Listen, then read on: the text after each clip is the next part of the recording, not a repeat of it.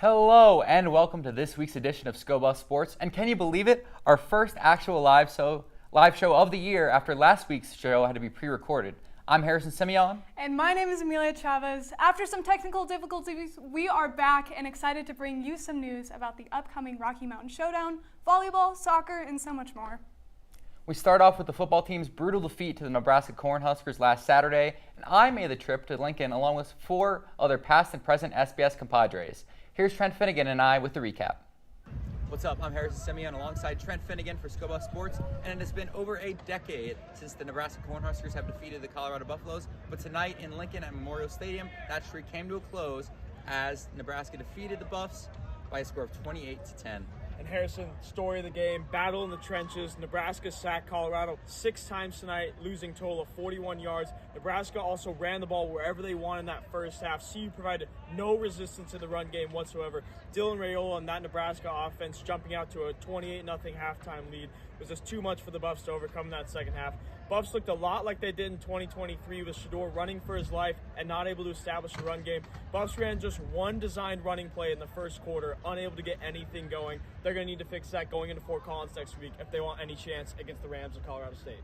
Yeah, it's a bit of deja vu, some of the issues of last season, but we'll see if the Buffs can continue and persevere through some of this adversity as they drop to 1-1 on the season, set to take on the Colorado State Rams in Fort Collins next Saturday. For Scoba Sports alongside Trent Finnegan, I'm Harrison Simeon. Well, Buff fans, it was certainly a game. Despite quarterback Shedeur Sanders putting in a solid effort with 244 passing yards, Nebraska's defense wasn't in the mood to let Buffs score any more than 10 points. Meanwhile, Nebraska's running back, Dante Dowdle, powered through Colorado's defense with some key rushes totaling 74 yards and 2 touchdowns, helping seal the deal for the Cornhuskers. The Buffs record now stands at 1-1, and Buffs fans across the country are hoping for a better outcome this weekend against Colorado State. The Buffs suffered 2 key injury losses to defensive players in the Nebraska game this past weekend, being safety Shiloh Sanders, who was out for 2 to 3 weeks with a broken forearm, and defensive tackle Chidozie Nwankwo, who suffered a chest injury and is currently listed as questionable for the Rocky Mountain Showdown. On the offensive side, the Buffs also lost the team's leading rusher, Dallin Hayden, to an unspecified injury. He has also been ruled out for this Saturday's game, and it is unclear if he will miss further time. Travis Hunter is now one step closer to becoming the first player in NCAA history to win the Paul Hornung Award twice. Founded in 2010, the trophy honors college football's best versatile player. As last year's recipient, the wide receiver/cornerback is on track to do it again. After being added to the watch list following spectacular play against North Dakota State and rival Nebraska Cornhuskers. For more on the next rivalry game looming on CU schedules, here is Xavier Mishnowitz. Give me my darn theme music.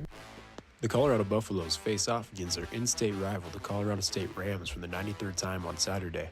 The Buffs have a winning record in the rivalry with a record of 68, 22-2. The Buffs haven't lost to the Rams since 2014. This matchup proves to be a real slobber knocker as the Buffs got out of Folsom with a win last year in double overtime. This year's matchup is the first time it's being played at Colorado State since 1966, when the Buffs won 48-34. This matchup isn't one of winners and losers. It's bragging rights for the next 5 years as they don't play again until 2029. It's more than just a game. It's a battle for pride, for glory, and for the state of Colorado. Buffs or Rams, who will rise to the occasion? This is the Rocky Mountain Showdown. The world seems to believe in CU's chances for tomorrow night, as the Buffs are 7.5-point favorites to win. Beyond the odds, Colorado leads in the passing game with 689 yards versus CSU's 276. CU's run game struggles make play calling an interesting factor to watch, though, with only 75 rushing yards thus far versus CSU's 342. Overall, offenses are expected to be high-flying and action-packed, with ESPN's over-under being set at 59.5. We'll see who can prevail tomorrow night at 5:30 p.m. with a national broadcast on CBS. Heading into Saturday night's showdown, Colorado head coach Deion Sanders and Colorado State head coach Jay Norvell each had respective press conferences. Both coaches were complimentary of each other's squads and appeared to have squashed most of the beef from last year's exchange. While respect has returned between 2 coaches, Colorado State Rams wide receiver Torrey Horton and quarterback Braden Fowler Nicolosi didn't mince words when discussing the rivalry game. We should have murdered them, guys, Horton bluntly stated, who had 16 catches for 133 yards in last season's affair. They came out with that attitude as they were on top of the world, and this ain't no Cinderella story. We're coming for revenge. Fowler Nicolosi also added, we'll find out who wants it more. We'll see how far Instagram followers gets them. Regardless of these comments, it's great to see the Rocky Mountain Showdown as intense as ever. If it feels like a while since the Buffs last went to Fort Collins, then you aren't alone in that thought. That brings us to today's trivia question. When was the last time CSU hosted the Rocky Mountain Showdown in Fort Collins? We'll have that answer later in the show, but before we go to break, here's John Ewald bringing you this week's Buff Banter. You know we about to roll you, bruh. Shiloh Sanders' famous last words. Quite the opposite happened in Lincoln, as the Cornhuskers dominated the Buffaloes in all three phases of the game. Shiloh Sanders suffered a fractured forearm within the first 4 minutes of the contest. Shedeur Sanders was sacked 6 times. Right tackle Tyler Brown surrendered 9 QB pressures. The Buffs' running game had negative yards headed into the fourth quarter and finished with 22 carries for 16 yards. A disaster would be putting it lightly. To make matters even worse for Colorado, Shedeur was seen exiting the field before the game ended, prompting major pushback from fans. It could not have been a more dreadful performance from Colorado, playing in yet another primetime slotted game on a nationally televised network in front of a raucous crowd of 87,000. What stood out the most for Colorado was the fact they had no sense of urgency. It was apparent to anyone watching Nebraska was like a dog with a bone, and Colorado did not want it badly enough. The clock on the Coach Prime era is ticking in Boulder. Coach Prime has yet to beat an FBS opponent with a winning record in his tenure. He now holds a 5-9 record at Colorado, with only one victory against an FBS opponent since October 7th, 2023. It is undeniable that Coach Prime has brought massive change to Boulder, giving the local economy a shot in the arm, as well as a depleted football program. New life. However, the results have still yet to be translated on the field. The Buffs still have no discipline, and Coach Prime still cannot manage the clock. As my high school football coach would say, talk with your pads, not your mouth. Coach Prime and the CU football team needs to take a page out of that playbook. The Louis bags are off-brand. The program is all bark and no bite. Colorado faces yet another test tomorrow night in Fort Collins, with the haters' voices as amplified as they have ever been. Will the Buffs respond? We're going in depth about the rest of our varsity sports, including a jam-packed week of volleyball and soccer, and another highlight week for soccer goalie Jordanitis, so stay tuned until after the break.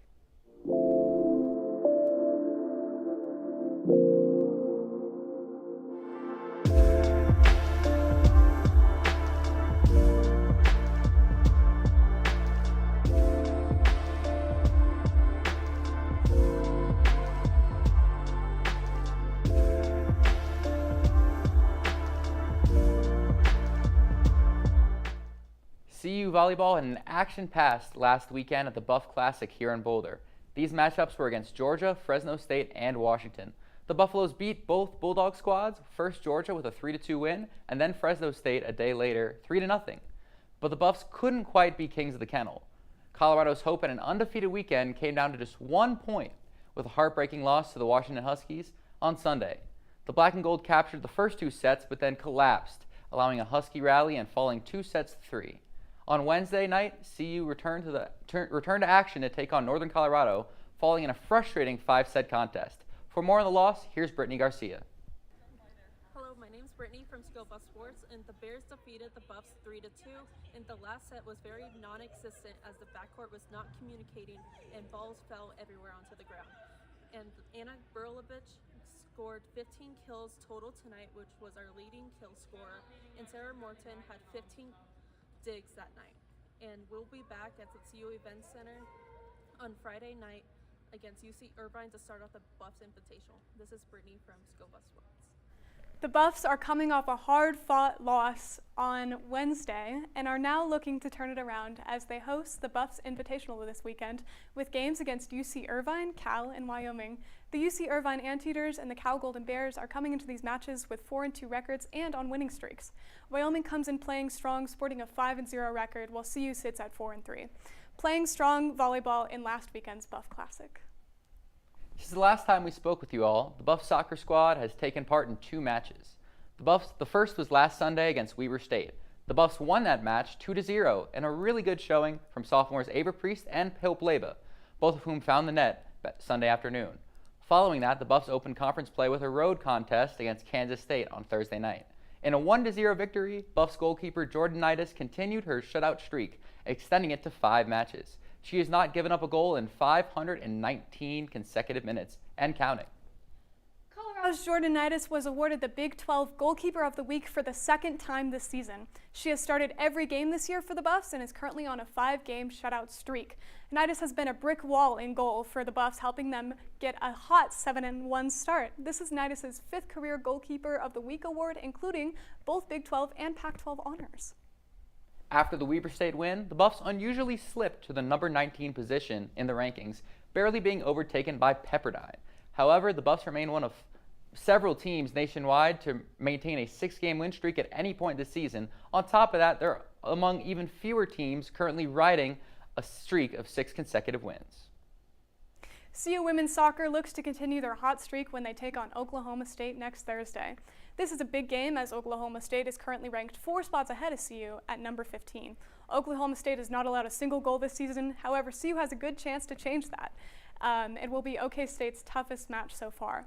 Both squads are nearly identical in almost every offensive stat. This has all the markings of a truly exciting match as the 2 teams have been equally efficient and dominant through 8 games. The Colorado began their season with a bang out in Pullman, Washington, putting together a record-breaking tournament. As a team, the Buffs finished 2nd overall in the Washington State Palouse Collegiate. Junior Hunter Swanson was the leader of the bunch, who set personal bests in the tournament, tying for the best opening round by a golfer in CU history. Dylan McDermott, Brandon Knight, and Justin Bywere all shot under par in the opening day before helping the Buffs to 2nd in the final day. The women's team begins their season next week in the Leader and Golf Invitational. The Buffalo's tennis team got their start to their fall season with a battle in the Bay Classic in San Francisco, California. Seniors Aya El Sayed and Mila Oshinovic both won in singles competitions and advanced to round 16. The tournament continues today and throughout the weekend before the Baylor Invitational next week. We've got some updates on the start of the club sports season, a look at our Buffs in the NFL, and some huge conference realignment news for Colorado State that you don't want to miss, all coming up after the break.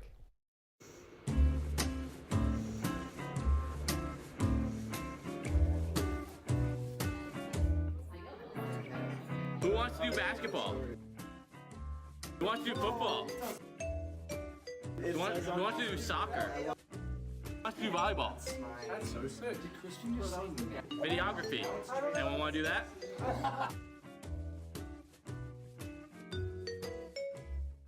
While CU football takes on a Mountain West opponent in the Colorado State Rams tomorrow night, there's a good chance that this will be the last time for this to be the case. The Rams announced a move by their athletic programs to a now rebuilt version of Colorado's old friend, the Pac-12 Conference. The realignment, announced late Wednesday night, will take effect in 2026, along with San Diego State, Fresno State, and Boise State. This NFL season, 9 former Buffs earned spots on 53-man rosters. A number of these alumni find themselves on new teams this year, such as veteran cornerback Chidobe Awuzie, who's in a first year of a 3-year deal with the Tennessee Titans, Isaiah Oliver with the New York Jets, and Laviska Shenault with the Seattle Seahawks. Xavier Weaver also signed as an undrafted free agent to the Arizona Cardinals. For these stories of the former members of the Black and Gold and others, go to ScoBuffSports.com to check out Brittany Garcia's article on them. Another former Buff in the news is Akella Witherspoon, who was re-signed with the Los Angeles Rams on Wednesday afternoon. Witherspoon is coming off his best season of his NFL career, where he snagged 3 interceptions and broke up 14 passes in 2023, also with LA. With rumors of his return all off-season, it is finally official as the Rams look to bolster their injured defensive back room. Sophomore guard and forward Harrison Carrington was one of 5 members of the CU men's basketball team who was a walk-on, but no more. On Monday, Tad Boyle added him as the 13th member of the team to play on scholarship. Carrington said, "It all starts in practice, just working every day in practice and going hard." The 6'7" California native appeared in 14 games last season, averaging 1.1 points and 0.6 rebounds. The men's Division I hockey team kicked off their season last weekend versus the Midland Warriors. In a competitive, physical two-game series, the Buffs split with the Warriors, losing the first game in a 3-0 shutout, but emerging victorious in a 3-2 shootout victory on Saturday night.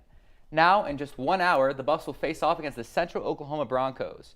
For the Division II men, they also split their season-opening series on a road trip to Kentucky. They called their shot in the first game versus the Wildcats, telling House Hockey Pod Buffs by a zillion before winning 2-0. They then dropped the second game before returning to Colorado for their series against Metropolitan State this weekend. CU Club Soccer Team Gold beat the Colorado School of Mines 3-0 on September 8th and now face Colorado College at noon on Saturday. Team Black lost to Mines 2-0 on September 8th, and their next game will be against CSU in Fort Collins on Sunday at 5 p.m. Team White prevailed over CU Denver 6-2 on September 8th and will now face the Air Force prep team in Colorado Springs Saturday at 10:30 a.m. You can watch this weekend's home games on our YouTube channel, but keep in touch with our social media for updates. On the women's side, the club soccer team is also rocking and rolling and kicking off their season this past weekend. Team Gold tied Colorado College 1-1 on the road, and they look to get their first win against Team Black moments from now at 6 p.m. on Kit Field. Team Black has already played 2 matches, a deadlock against Team Silver and a 1-0 win against Mines. Team Silver looks to gain their first win against Air Force at home tomorrow at 2 p.m. That game will be broadcast live on our YouTube channel, so stay tuned on our social media for more information. The Buffs Club baseball team played an inter-squad scrimmage last Saturday, helping them prepare for the fall ball season. Currently without a coach, the team is relying on its upperclassmen to get them ready for the season. The Buffs played their first fall ball game at home against Air Force Academy on September 27th.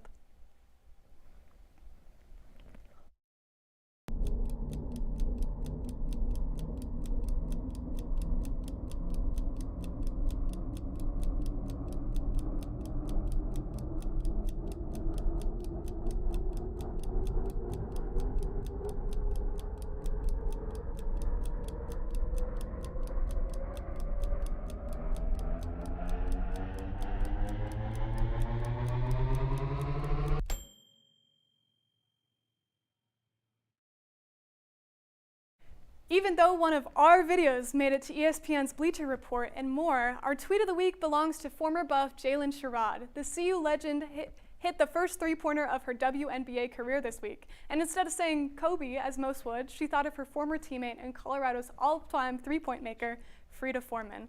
The former duo were crucial in the Buff's Sweet 16 runs in the past 2 seasons, so it makes sense that Sherrod channeled Frida. Early in the show, we asked you, when was the last time the Buffs traveled to Fort Collins to face off against their in-state rival Rams? Drumroll, please. We have to go all the way back to 1996 when CU went up north and topped the Rams 48-32. Like this year, that was also Colorado's first year in the Big 12 Conference since the conference merger from the Big 8 that same season. On that day, it was quarterback Coy Detmer and head coach Rick Neuheisel that led the Buffs to glory. Now back in the Big 12, the Buffs look to repeat history. Now, here is Brittany Garcia with this week's edition of Rapid Fire. Hello, my name is Brittany Garcia with this week's Rapid Fire.